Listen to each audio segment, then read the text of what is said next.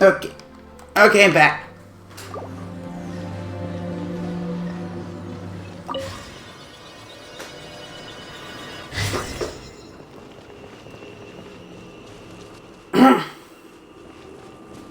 Yeah?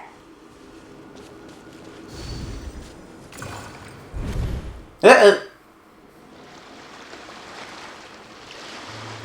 Huh?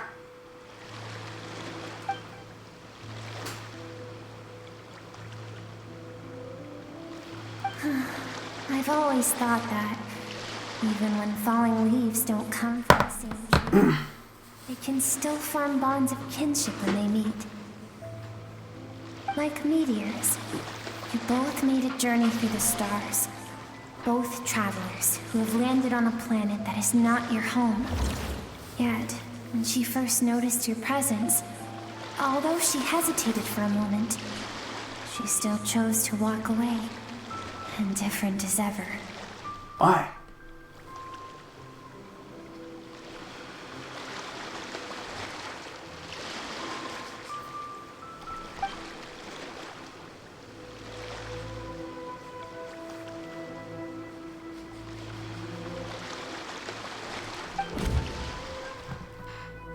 Seems like you've answered your own question. Skirk sees herself as a trespasser in this world. She's made a conscious choice to avoid altering its path. But the reason for that decision stems from events much earlier on in her life. Let's keep going. It's still a long way to the source of the river.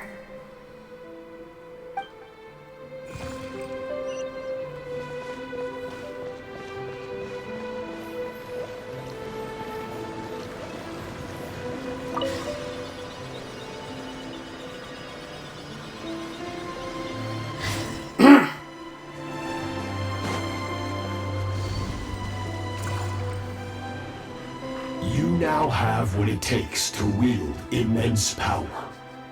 From this day forth, I shall teach you no more. No one can become a worthy warrior through imitation alone. I have given you fangs and claws. Now, you must learn to hunt. You wish me to travel the world beyond on my own, Master? Indeed. Make new friends. Embark on your own journey. And piece together a new future from the shattered remnants of your past. We will still have contact through the abyss. But know this. One day, I will take the life you worked so hard to rebuild and reduce it to ashes. Just like the fire that haunts your mind. Why do you do that? I have told you before, fear is the catalyst for human evolution. You have tasted loss. You have known fear so deep it can be felt in the bones. But as living beings, we all have an instinct to detach from that which harms us. And thus, pain dampens over time. And the acrid taste of fear becomes but a distant memory. Yet now, I have bestowed upon you the gift of fear eternal. It will drown you in the nightmare of your childhood.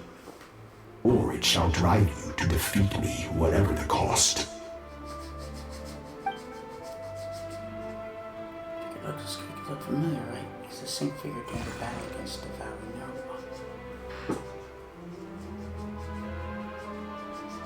That is what Skirk's master, the foul Sertologi, looked like at one point in time. At a point in time? Of course! As a higher being, physical form is a triviality to him. He could appear as a beast, a human, or even a monster that defies description. The form you see him in here, clad in abyssal armor, is the one he usually wears when traveling through the stars. I used to think Sertology and Skirk were just master and disciple, like Skirk and child. Honestly, Skirk chose to distance herself from humanity. Sertology told her to put down roots here, and while the same start to destroy whatever life she has managed to create. For certain reasons, I need to bridge the power gap between me and my master as quickly as possible. But first, I need to understand the source of his strength. To do that, I need to follow in his footsteps, walk the path he once walked, and somewhere along the way, I'll find out how to defeat him. That is my sole focus and purpose. So what she managed, but she still doesn't understand why Sertology would do that. From what he said, he could pick up a conflict between them. I'll let you in on a little secret. The real Sertology is terrifying. The scope of his power is impossible to understand until you experience it firsthand. It is absolute. The power to crush all things. Shall we keep going? Let's see. We're about halfway there.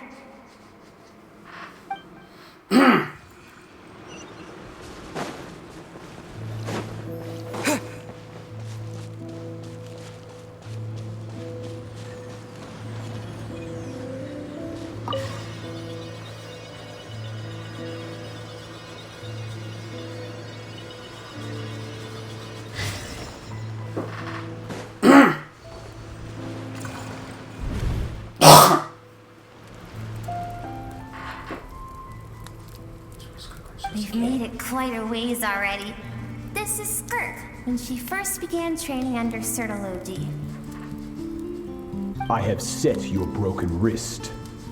Tomorrow, you're to train twice as hard. No tears this time. Good. Attempting to garner sympathy through tears is a habit of the weak. A pitiful, useless ploy. Can I ask a question, Master? Why did you save me? I keep thinking, maybe it would be better if I had died. I wouldn't be haunted by that fire all the time. I wouldn't have to go on like this. I saved you because I have a plan for you. It has been too long since I fought a battle that demanded my full strength, and I hunger for it. Every so-called genius and prodigy I have faced has crumbled like sand underfoot. Before me, even fate bends the knee. So, I will teach you everything I know. Train you by whatever means necessary, in the hope that one day, you might surprise me. But I don't want to draw my sword against you, Master. What you want matters little. Among the boundless sea of stars, the cries of the weak are but faint murmurs that disappear into the void. You of all people know that well. Yes, Master. From that day forward, all she knew was grueling training, emptiness, and fatigue. After some time, her talent bloomed, and she gained control over her emotions, like her master. How should I put it? It was not that human emotion disappeared from her heart, but that reason came to dictate all she was allowed to feel. I suppose it was at this point that she became the Skirk you know today. So she saved Skirk from the disaster when she was a child and never even tried to hide his ulterior motive.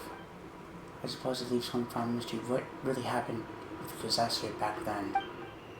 Sertology's final words to Skirk are cold and cruel.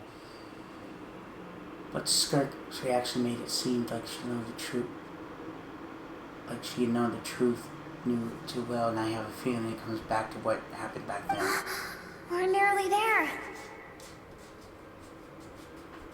I almost don't want to reach the end. Well, shall we? This is the final stretch.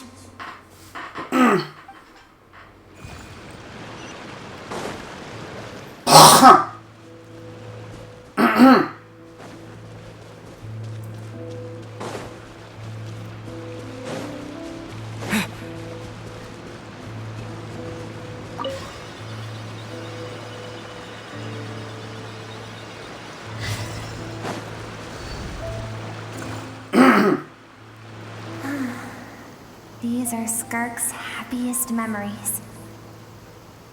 What a simple and carefree time it was. With clouds dotted the sky, the sun bathed everything in golden light, and when song filled the air, not even the shyest of flowers could resist swaying along. This is Skirk's homeland. She was so curious about everything as a child, always skipping school to go exploring instead. There was so much to discover. The treasures at the bottom of the sea, the secrets beyond the stars, and that merchant ship packed with adults wearing those strange clothes. Yes, the ship. That was the beginning of the end. It was a spaceship. When it arrived, the people that disembarked wore smiles on their faces and spoke of friendship. They claimed to be merchants from a neighboring planet, looking to establish trade. Skirk's parents, her relatives, her neighbors, everyone welcomed the newcomers with open arms and allowed them to explore the planet. To them, the visitors were guests and should be treated with hospitality. No one had any idea of what was to come. Several months later, an army of unknown origin arrived without warning and carried out a ruthless campaign to destroy everything and everyone on the planet. Skirk had skipped school that day, like so many times before, so she was not caught in the immediate wave of destruction. But when she came home that day, only fire and ruin awaited her. Countless people cried out to her for help. People she knew and loved. Friends and relatives. The little girl who lived next door. The shop owner with the bad leg. The bad-tempered teacher she had made fun of just that morning. Their lives were discarded like worthless trash as the fire consumed one life after another. Skirk was helpless. All she could do was run. And so she did. She kept running until an unexpected figure crossed her path. If Sertology hadn't been there in that moment, the fire would have claimed her life too. And there she would have remained, left to rot in the scorched earth, with no answer as to why any of this was happening. Why do those people destroy her homeland? Her people were seen as a threat. A threat? As the initial merchant ship explored the planet, they discovered that it hadn't always had the condition to support life. Yet there was evidence of human activity, even during the periods of extreme heat or cold in the past. Further research revealed that, over time, the people of this planet had evolved the ability to adapt to any type of environment or energy source. For that reason, the outsiders viewed them as a potential threat, and decided to eliminate them before the threat could rear its head. And so, the army was called, and the so-called danger was wiped from the face of the planet. Just of speculation. Senseless, isn't it? Deemed a threat because of a gift they didn't even know they had. Perhaps it was their own innocence and kindness that doomed them. But in the end, that was lost to the blaze as well. If those with power get to decide good and evil, then all you can trust in is the sword in your hand. And so, before death could claim her, she ran. She ran and never stopped. Now I see why Sir Deloti's threat is such a terrifying prospect for her. No one wants to relive their most painful moments. Well, that brings us to the end of the story. This is as far as we can go. Skirk is waiting over there. For both of us. Let's go to her. It's time to fulfill my purpose. And my greatest wish over all these years.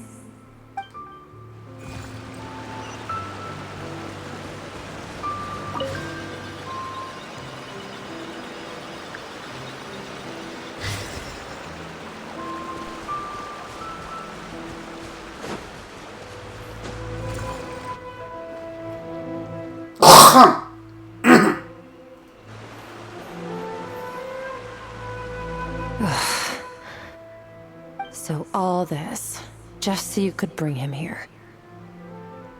I have things to say to you. Well, to me. Huh? I want someone to witness our reconciliation, even if it takes an argument to get there. And he is the best choice in this moment. Wait. Her suppressed emotional self. The version of herself she keeps locked in the recesses of her mind, stifled by reason. All those rejected impulses, those discarded aspects of your past selves, they are a part of me now. I am who you used to be. Someone you have refused to face for too long. So, to face you instead. You're wrong. I've faced you all along. And that's exactly why I keep you locked here. Your existence makes me weak. Moments of joy and longing are when we are most vulnerable. Don't forget, it was a penchant for goodness over reason that doomed our homeland in the first place. The vastness of the universe renders everything insignificant. Our feelings most of all. Even so, learning from the mistakes of the past doesn't have to mean erasing everything. Strip yourself of your so-called weaknesses, emotions like kindness and empathy, and what makes you any different from the ruthless soldiers who slaughtered our people? The difference is that I'm doing what is right, what is necessary. I allow you to exist, but with limited freedom. That is the greatest kindness I can do. I've shouldered everything you couldn't carry. I rose above the numbness and emptiness, and it was cold, unfeeling reason that brought me this far. It made me who I am. It made me strong. What is the problem? I want to shoulder those things together. On the grand scale of the entire universe, maybe our feelings are vanishingly small, but why should that mean they don't matter? Emotion gives warmth to the cold expanse of space. It gives meaning to the world around us. Think back to those nights of gazing at the stars, those afternoons of exploring the unknown. Think back and let them grant you peace. A brief respite from the pressure you put on yourself.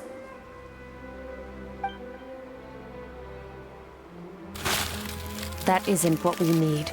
Exactly what we need. Aren't you curious about why recovering your strength has taken longer than normal this time? Finally, you get to the important part. That is the only answer I came here to find. Then look around.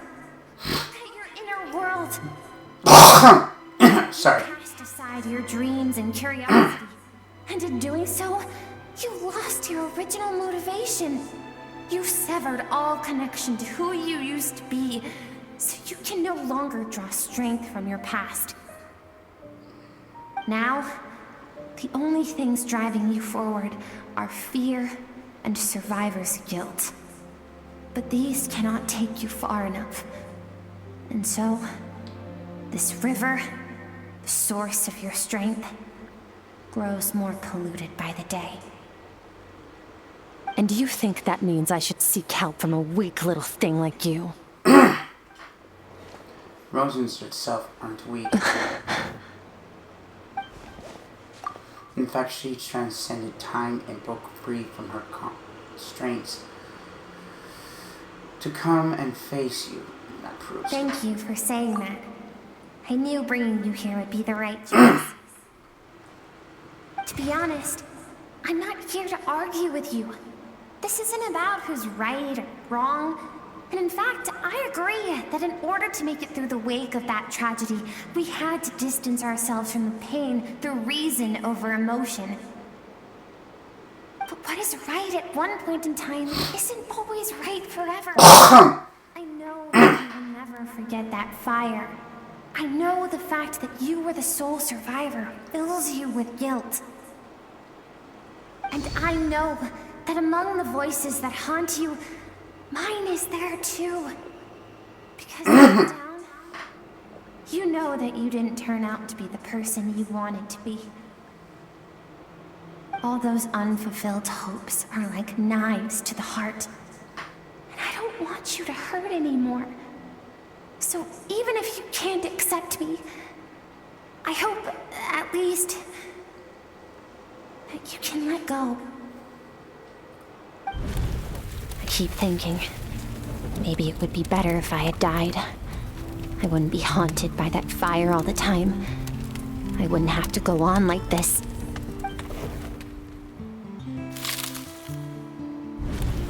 Your dad and I, we're not afraid to stare death in the face, but we need you to survive.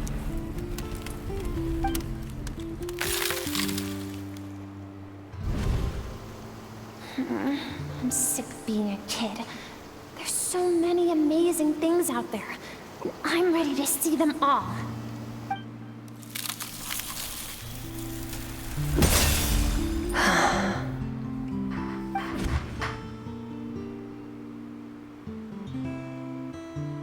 I remember. There was a song Mom and Dad always sang when we went out to fetch water. Dancing water. The sand along your path is begging for your song and movement. Will you carry this burden with you on your journey? I am not the dancing water, and you are not the burdensome sand. But if this is your wish, then I will carry you with me until the end.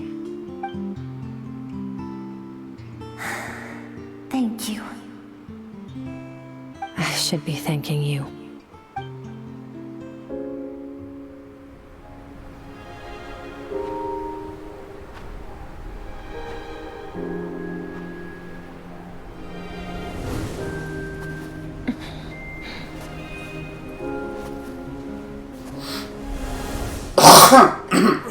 Skirk, run! Remember, leave no one alive! Heed my words, Skirk. Let fear take root in your soul. Did you survive? Why was it only you? Skirk, did you become a positive light in this world?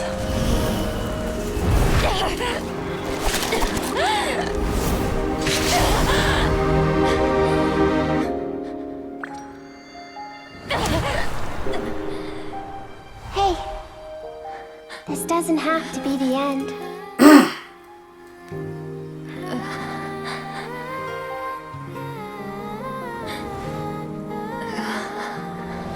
Life is a gift. Don't let darkness claim it.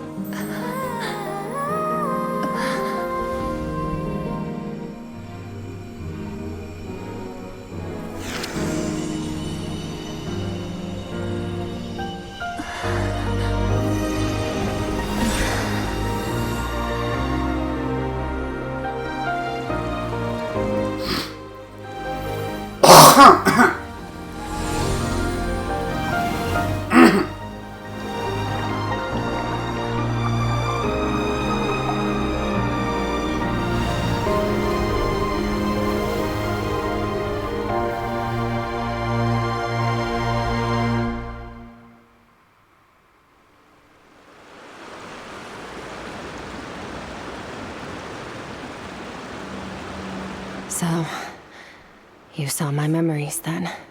I once asked my master if survival of the strongest was the law of the universe. He said no. But in a world without order, those with no moral boundaries tend to be the ones who survive. That isn't true strength. That's why, after hearing his answer, an idea came to mind. An idea that, one day, I would create a new world order. One in which there would never be another tragedy like that fire. One in which power was not the law of the land. But that means I must defeat him. Because my master, Sirologi, is, at the core, a defier of all rules and order. Sounds like you have your own work to cut out for you. Yes. And not just because of the gap in our lives, but also because I have no reason to see him as an enemy. Although his decision to train me was not made out of kindness, he did everything a master should. He saved my life, taught me the sword and the principles of strength.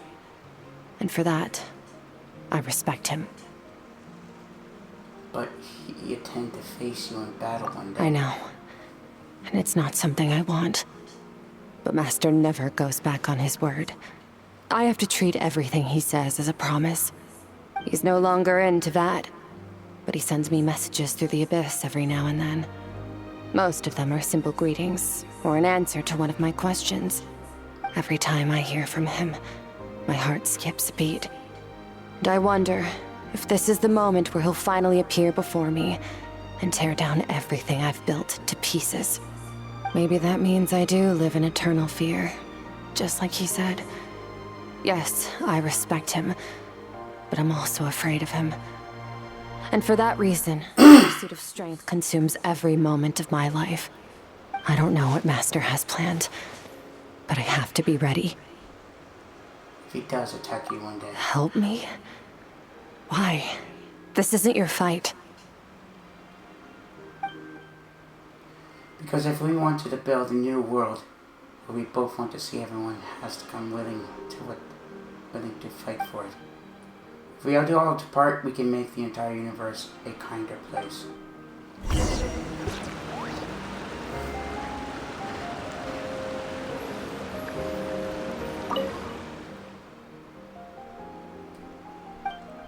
There's nothing else to do here. Should I leave?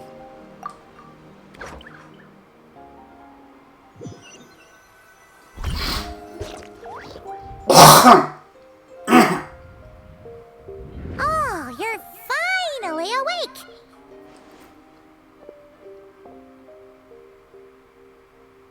Honestly, Paimon was gone for like 2 seconds and then she comes back and finds you both unconscious? Oh, you scared Paimon half to death! You're both okay, right? What does it look like? You look like your strength is back. The water from the source can cleanse the rot and filth that flows from the past into the future. I taught you to incorporate the experiences from your journey into how you fight. I suppose what happened today will become an inseparable part of who I am. Okay, so Paimon feels like she's missing some important context. But whatever.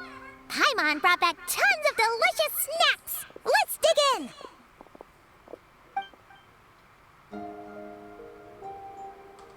All right.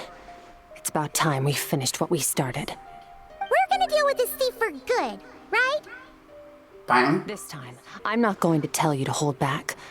But having digested even more power in the meantime, he's going to be tougher than before. The good news is, we have no reason to pull our punches this time. So, let's go. Same place as last time.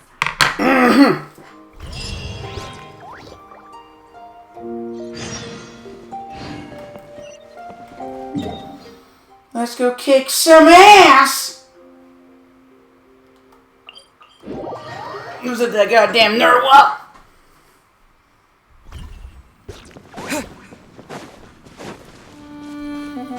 Or someone from Skirk's past.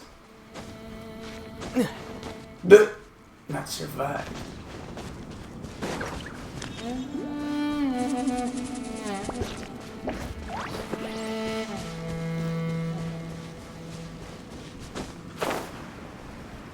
No wonder this was a...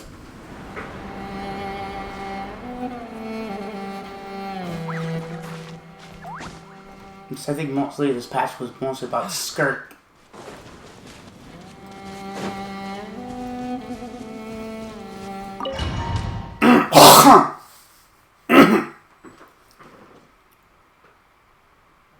Oh yeah, this looks like a narwhal. The fog is gone! Oh, the fuck are you? Isn't that the form the all-devouring narwhal changed into? How come he That- knows that, too? That's Skirk's master. So, you're telling Paimon that giant whale and this guy can both turn into the fowl? How does that work? It's a subconscious instinct. Any intelligent being who longs for his level of strength is bound to mimic his appearance. It's a natural response after encountering someone as powerful as Master. To them, he represents ultimate power. We know the person before us has encountered Master, and we know he stole a portion of my power. So it's not surprising that he would assume form. Okay. Oh, the closer Paimon looks, the more intimidating it gets. Nervalette isn't here this time, so it's up to us. He won't have the nerve to steal again after we're done with him. Let's teach this guy a lesson. Let's kick his ass! Paradigm shift.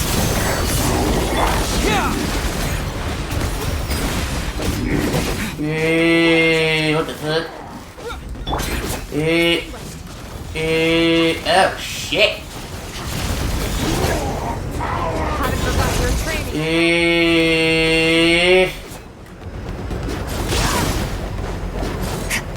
Like someone's a power on me, little motherfucker. Whoa! What the fuck are those? Oh shit. Oh shit. Water jet!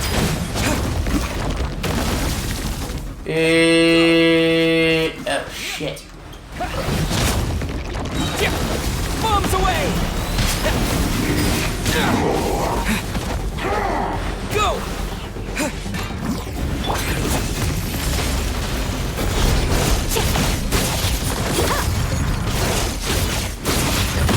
Mine to wield. Oh shit.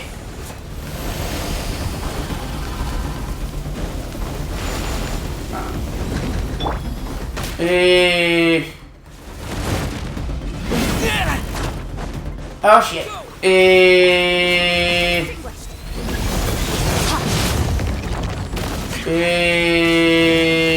Oh shit. Oh shit.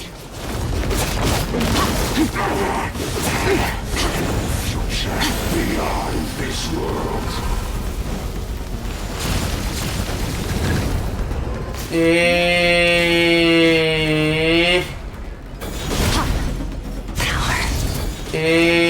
Oh shit.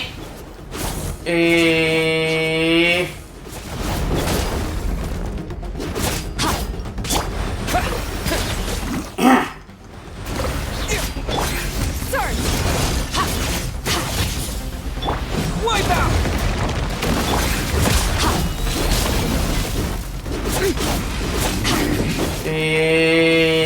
Oh, you dirty motherfucker.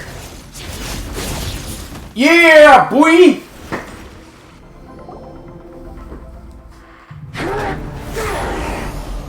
No. Thank you for the follow, Takumi25. At worst.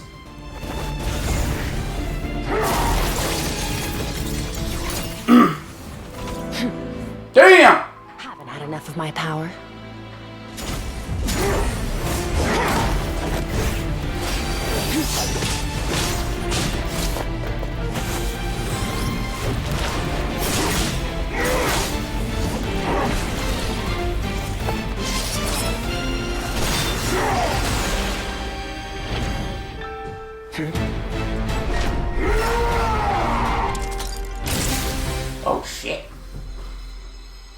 Well then, let's Yeah. see how much more of this power you can handle.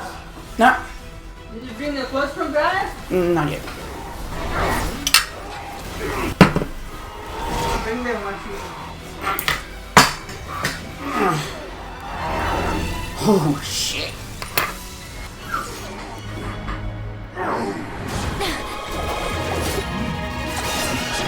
Shove it up your ass!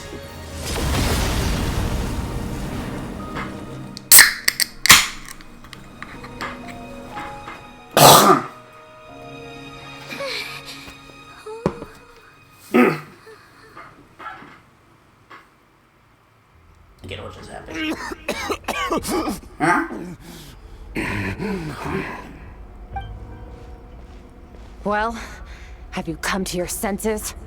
You saw that my body was at its limit. So, you deliberately channeled your power into me, knowing that it would destroy my shell from within. Such keen battle instincts. So, you must be. Skirk, Sertologi's disciple. How long has it been? How long has he been away from Tevat? Hundreds of years. Hundreds? Sorry. It's a lot to take in. I should introduce myself. I am Skofnungar, a friend of your master and one of his followers. This is the first time I've heard your name, Skirk. But hundreds of years ago, I knew you existed. And I knew you would come here. Hundreds of years ago? Sounds like you and Master have quite the history. Care to tell us about it? Of course. Might as well take advantage of a clear head while I can. The story starts a long, long time ago. I was born into a noble family in Conria. As the eldest son, I was set to inherit our title. But I contracted an incurable illness as a child. Everyone gave up on me. I trained the sword harder than anyone else, defeated all of my peers. But it was all in vain. When other people looked at me, all I saw in their eyes was pity, or a strange glee in my misfortune. Even my parents were just waiting for me to die. Over time, my heart hardened, and I became aimless. That was the point where I met your master, Sertologi. We were similar in age, but different in background. He was born in prison, the son of criminals who had been sentenced to death. He spent his childhood wandering the streets, facing more criticism than the literary works in the Universitas Magistrum. Yet, he always wore a smile on his face, as if kindness and malice were one and the same, and he could not see the difference. I still remember what he said to me when we first met. You need to fight to survive. Even if it's losing battle, it should light a fire under you. How can you sit back like this and go down without a fight? That does sound like something he would say. He was the first to acknowledge that I was worth something. And he inspired me to keep going. When we sparred together, it was the first time I actually felt the thrill of combat. When I was 10, he stole forbidden research materials and managed to cure my illness. It was like there was nothing in this world he couldn't accomplish. When it came to the human form, he was always intent on pushing the boundaries of possibility. But Somewhere along the way, I fell behind. My talents were nothing compared to his, and at some point, I realized he had pulled so far ahead, I was too embarrassed to even ask him to spar. After his grand endeavor was successful, he sought me out and said to me, This planet no longer holds anything of interest to me, so I'm leaving. But first, I have an offer. I can use a power I have just refined to break the curse of immortality for you. Your death was once what we worked so hard to prevent. But the immortality you now face is a different kind of pain altogether. I'll pass. Immortality doesn't sound so bad to me. Since I can't die, it means I have an infinite amount of time to get stronger. Maybe I'll finally catch up to you one day, and we can spar like we used to. Are you? I cannot say when I will return. Your body, or rather, your soul, might not be able to withstand this curse. All I can do is try. After all, a wise man once told me, people need to fight for their own survival. Wise indeed. But nevertheless, if you grow weary of the pain of immortality, and wish to experience a good sparring match before you wither away, seek out my disciple. Disciple? Never thought I'd hear that word coming from you. Nor I. But Vedifenir said I was destined to find a disciple out there in the universe, and bring her to Tibet. You know as well as I, Vedifenir's prophecies are never wrong. Well, now I'm curious about who this disciple of yours will be. All Vedifenir said was that one day, the stars shall bow in her honor. Sounds pretty impressive. Of course. Only the most outstanding people would have the right to become my disciple. Still self-assured as ever, I see. But you're not wrong. I'll be leaving then. Oh, and if you are serious about getting stronger, I left you a little gift in the primordial sea. As I've said before, walk whatever path you want. Freedom means even the wicked can make their own choices. Waiting for me in the primordial sea was the all-devouring narwhal, already beaten into submission by Sotologi. In its weakened state, I was able to cut off part of its flesh and sew it into my own heart. Your heart? That sounds like torture! How did you even survive that? Because, of course, I bear the curse of immortality. So, you used the curse to turn yourself into a vessel for power. Even with that whale's ability, devouring power like that is not something the human body can withstand. With your body and soul constantly at the breaking point, it was the curse of immortality that sustained you. But that is not the path to strength. You have to pour your heart into it, work for it, dream of it. Instead, you stole something that didn't belong to you, and it backfired. You're right. I should have known better, but I had already pushed myself to my limits. And he was still miles ahead of me. So I had to take a leap of faith. I miss your master. I miss the days when we were all together, troublemakers without a home. I don't regret the choice I made. But if you'll allow it, I do want to apologize. To both of you. After the beating we just gave you, I think we can call it even. You're an interesting one as well. Sertologi's disciple. That's a lot to live up to. It can't have been an easy experience. I know what he's like. He rules with an iron fist.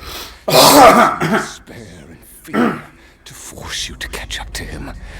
All the while, standing ever out of reach.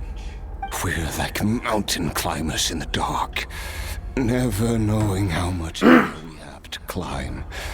Or when we will see the sun again. True. But I made up my mind long ago. No matter how dark it gets, I will not give in to despair. I will overcome it. Besides, after hearing your story, I suspect what Master really wants is not a battle that demands his full strength, but rather a defeat. Since you're his friend, you must have some things in common. The first time we came here, when you stabbed me through the fog and stole my power, I felt no emotion coming from that spike.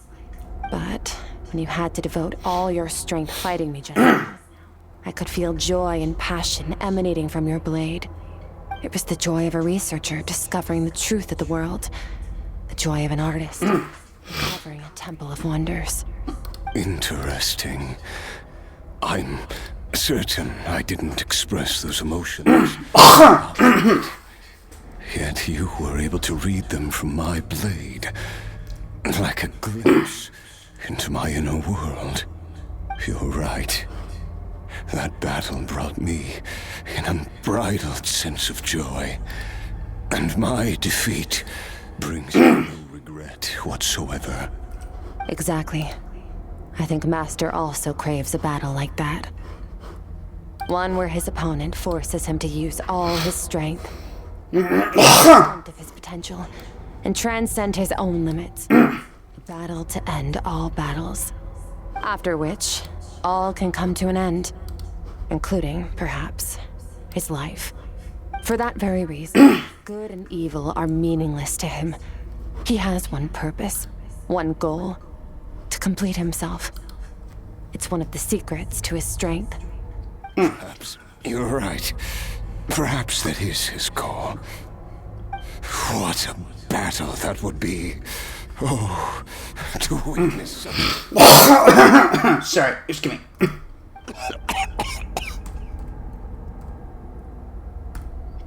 Are you okay? Too many different kinds of power are surging through my body. The curse of immortality allows it all to coexist, but it does not remove the pain. I won't be able to hold on to my sanity for much longer. What a shame. I would have loved to witness that battle. Sertologi once offered to free me from this curse. Now, I must ask that of you. Excuse me. Can you release me from the pain? I can, but not through death, if that's what you were hoping for. It's not a suitable punishment for your crime. Alternative, I can take your consciousness, along with all the power you've consumed, and smash it to pieces. The impurities will dissipate, and under the curse of immortality, your mind and body will regenerate. When that process is complete, you will be back to who you were before, no longer tortured by powers you can't control. But it will be a time-consuming and painful process. The decision is yours to make. I accept. And who knows? Perhaps I'll wake up in time to witness your great battle with Sertologi. I have faith that you'll be able to stand against him one day. Though I know it'll be a long and arduous road. If we are climbers in the dark, it appears the dawn has finally broken for me. But your ascent continues. At least, it looks like you are not alone on your journey. I will reach the top of this mountain, no matter what it takes. And you, Skofnunger, will be my witness Skofnunger. at the end of all things. That's finally over. Let's get out of here. Huh. At least we don't have to make a mad dash for the exit like last time.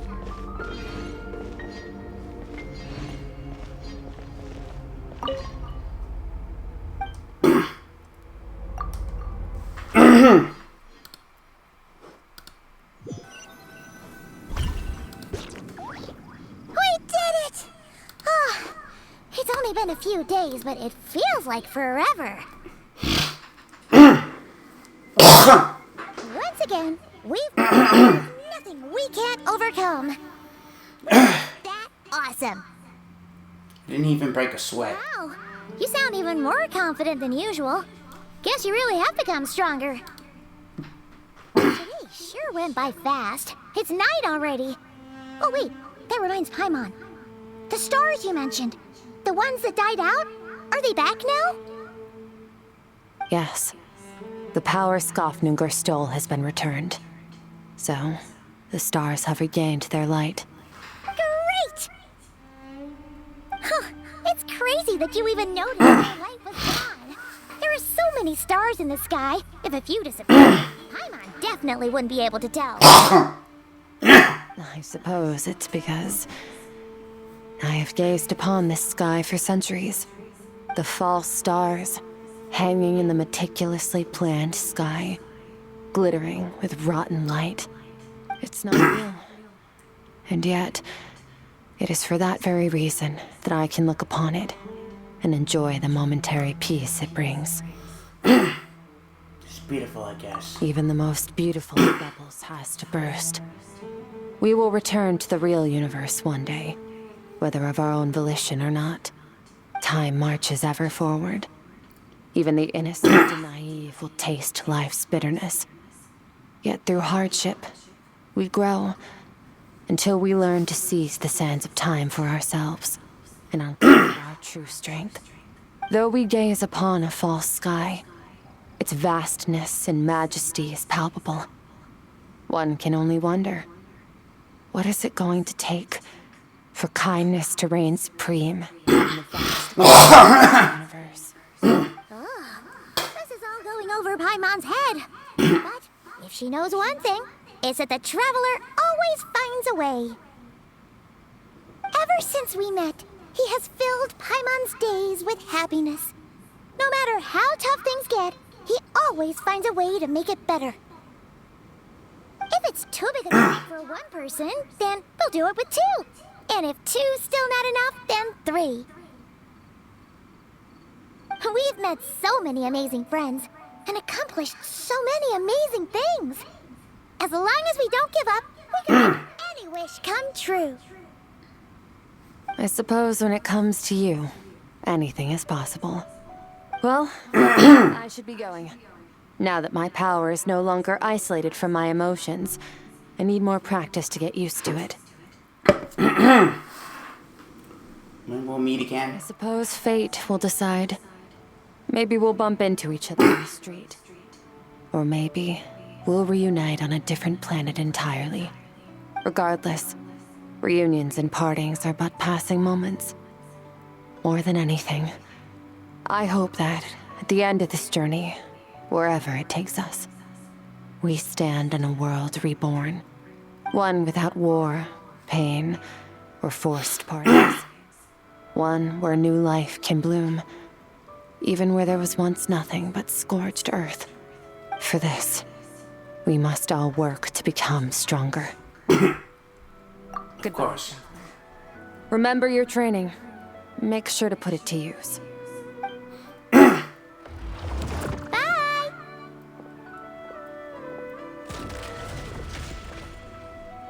Is it just Paimon, or is she being nicer than before?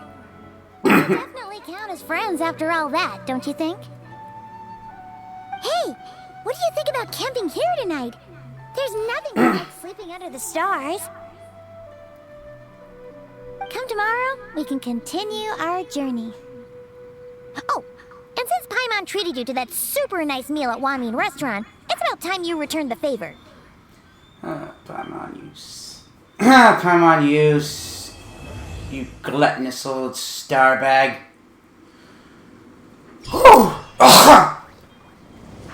Dream your remembrance. Oh. Oh. Oh.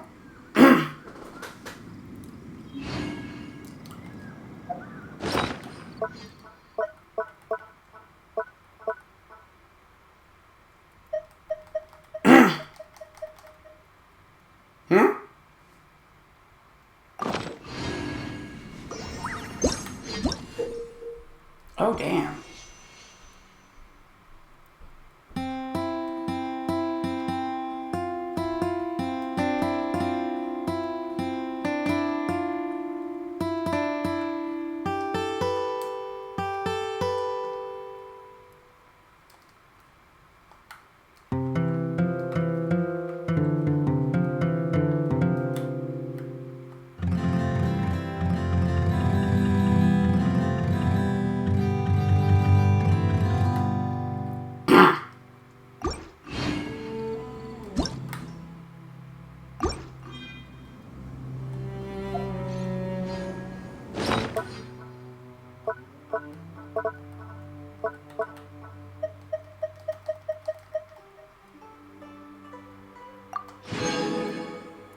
Huh.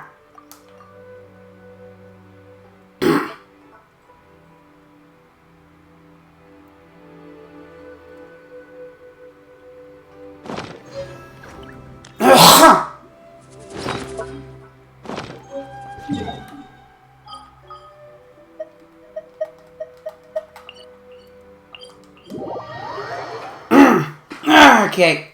Wow, that was an interesting story quest.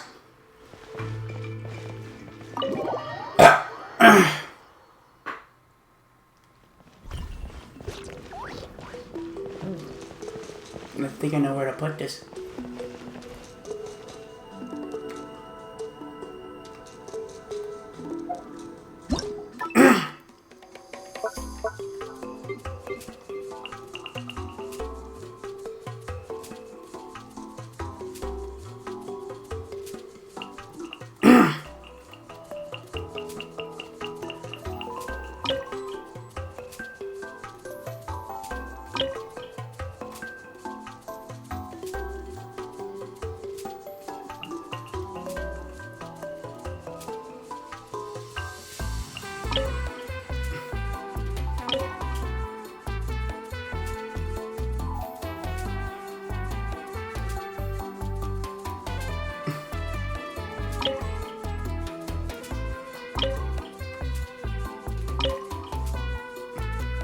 Hold on.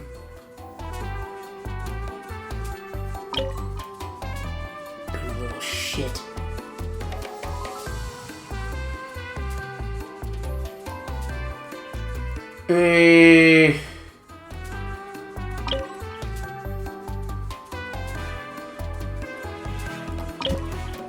There we go.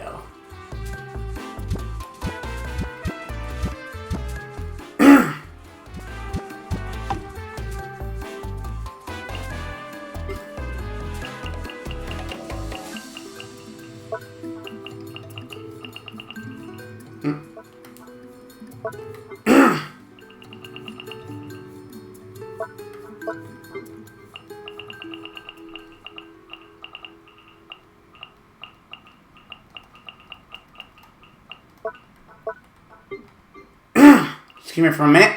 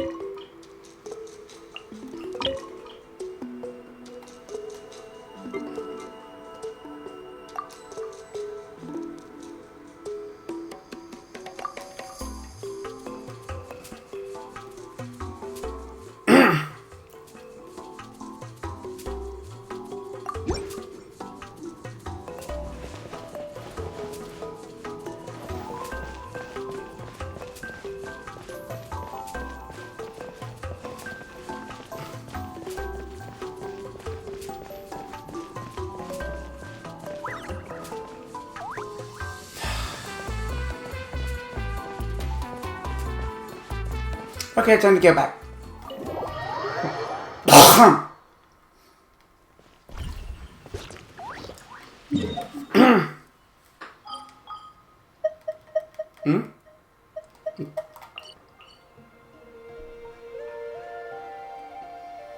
Okay, time to go back. I'm gonna end it here. It's already.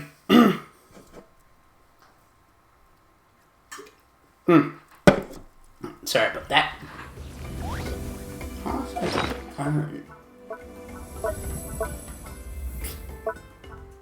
Typical.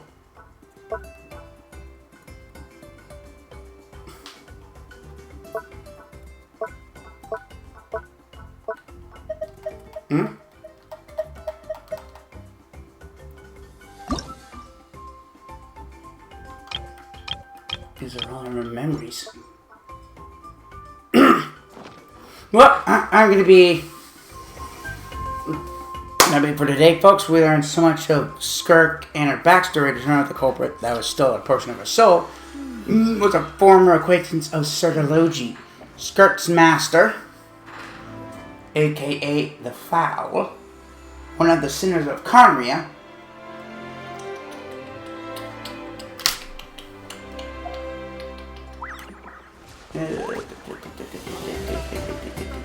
Think of something. I think that's all the events we did for 5.7.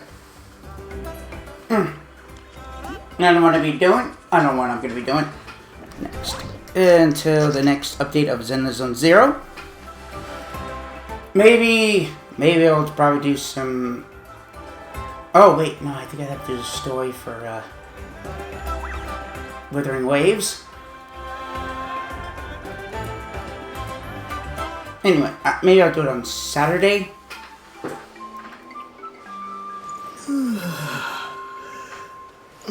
Maybe do it Saturday, which is 2 days from now. Same time as this one. Anyway, Skirkology and so much. And while we were finding what the culprit is, we learned so much about Skirk's backstory. She's not from Teyvat. She's from a different planet Terra, and she was a sole survivor of a fucking massacre. Oh god. And survivor of the massacre. If you missed this live stream,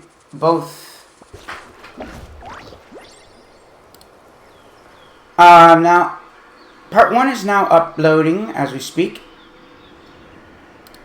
And once I'm done, when I sign off, this will be processing. Part 2 will be processing. And anyway, watch it. You can watch both of my Dynamic Faith Games' YouTube channel. Don't forget, and also follow, like, comment, subscribe to Dynamic Faith Games on YouTube. Also follow Dynamic Faith Games on Twitch, X, and Discord. And don't forget to like Dynamic Faith Games official Facebook, where along with the X page, I'll be posting announcements of upcoming live streams. Of course, when they start and when they're supposed to end, and when I start streaming. YouTube links to full videos and clips, and maybe some screenshots. Anyway, this is Dynamic Faith of Dynamic Faith Games, signing off. See you guys on Saturday where I'll do a Withering Waves. Peace out, Dynamicians. I need to take laundry out of the dryer.